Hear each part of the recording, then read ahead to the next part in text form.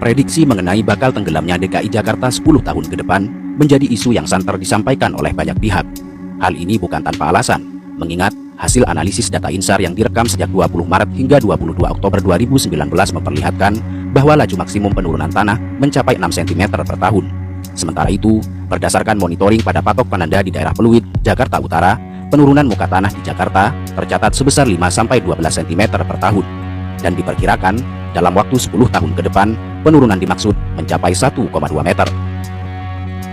Tentu saja, ini menjadi persoalan yang serius, bukan saja bagi pemerintah, melainkan bagi warga Jakarta yang terancam kehilangan tempat tinggal, tanah kelahiran, dan tempat mereka mencari nafkah.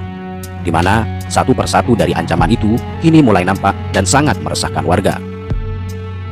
Tengoklah Menara Syah Bandar di Pelabuhan Sunda Kelapa, Jakarta Utara. Menara pantau peninggalan zaman Belanda yang berdiri dengan tegak dan kokoh itu kini terlihat miring, sehingga kini namanya pun lebih dikenal dengan sebutan Menara Miring. Penyebabnya tentu bukan karena pondasinya yang ambruk, melainkan disebabkan tanah yang menurun di daerah tersebut. Lalu lihat pula Kampung Apung di Jakarta Barat.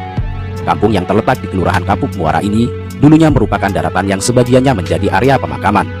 Namun, sejak awal 1990, kampung ini mulai tergenang air laut. Padahal sebelum tergenang air laut, nama daerah itu dikenal dengan nama Kampung Teko. Berdasarkan penelitian yang dilakukan oleh Amarta Institute, selama 1982 hingga 1997, daerah Cengkareng mengalami ambles tanah lebih dari 160 cm. Dan hal itu menyebabkan ketinggian di Kampung Teko kini lebih dari 150 cm.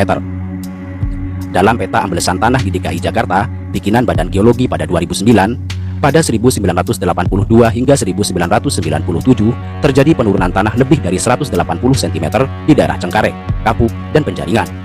Wilayah Jakarta Utara dan Jakarta Pusat juga masuk area kritis dengan penurunan tanah lebih dari 120 cm. Akibat penurunan itu, bangunan, rumah-rumah warga dan fasilitas lainnya ambles.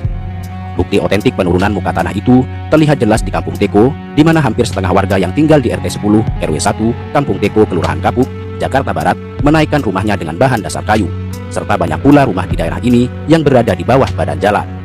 Lalu, di bagian pesisir, tepatnya di kawasan Muara Baru, Penjaringan, Jakarta Utara, hampir 11 tahun Masjid Wal Aduna ditinggalkan oleh jamaahnya. Penyebabnya tak lain karena masjid ini telah digenangi oleh air laut. Padahal dulunya, masjid ini menjadi pusat kegiatan peribadatan umat Islam. Ratusan jamaah rutin menunaikan ibadah sholat 5 waktu di tempat ini, terlebih ketika memasuki momen sholat Jumat dan ibadah di hari raya. Namun saat ini, pihak Pelabuhan Sunda Kelapa sudah menutup jalan ke masjid itu menggunakan pagar, sehingga kini posisi Masjid Wal Aduna persis berada di kawasan laut. Ada 4 jenis penurunan muka tanah yang terjadi di Jakarta.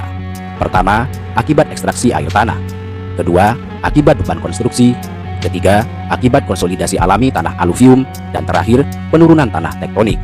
Dari keempat penyebab tersebut, penurunan muka tanah akibat ekstraksi atau pengambilan air tanah menjadi fenomena dominan yang terjadi di Jakarta. Namun apapun penyebabnya, krisis ini jelas merupakan masalah bersama yang harus segera dicarikan solusinya. Karena jika tidak, boleh jadi kawasan-kawasan tersebut hanya tinggal cerita. Cerita di suatu sore ketika seorang bapak memancing ikan kerapu bersama anaknya.